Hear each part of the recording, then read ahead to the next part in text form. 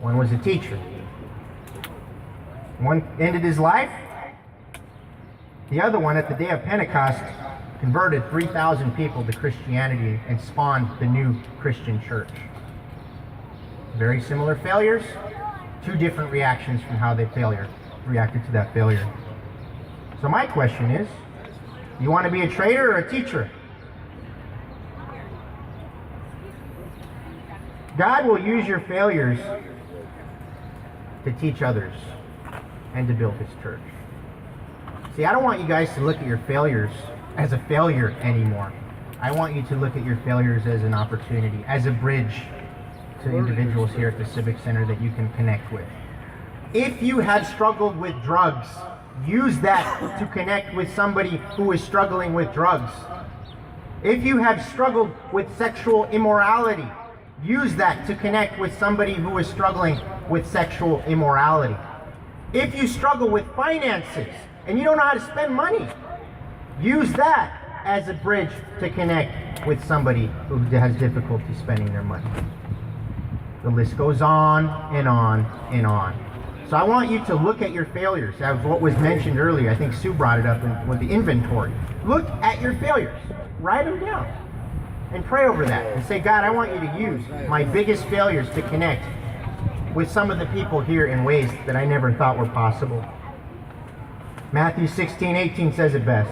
This is Jesus talking. Now I say, you that are Peter, upon this rock I will build my church, and all the powers of hell will not conquer it. Remember I said earlier in the message, Petros, Petros. Petros is small rock, stone. Petros is big rock, giant. Greek translation. Which one do you think that Jesus was referring to? The big rock or the small rock? In that verse.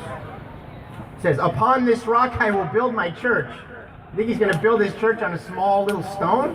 No. He was referring to him as a big rock, even though he had failed just recently. Isn't that amazing? Absolutely amazing. So I have two questions for you guys. I wrote this on my notes. Two questions I want you to think about, okay, as you leave here today. What failure have you had that God wants to build the church with? Basically, what failure can God use? Whether it be drugs, alcohol, sex, career, addiction, whatever it could be, whatever it may be. All of the above, okay? So if those are all failures, then be ready for God to use all of the above in ways you never thought. You may come across somebody, right? And before judging that person, talk to that person. Let them talk, because as they talk, you're going to find ways that you can relate to that person. And that's what they want. They want to feel relatable. They want to feel like they're not alone in their failures. Second question. Are you going to respond to your failure like Judas and have a breakdown? Or are you going to respond like Peter and have a breakthrough? That's your choice. That's your choice. So my encouragement to you guys is to not waste your failures. Not waste them. Just when I say don't waste a hurt.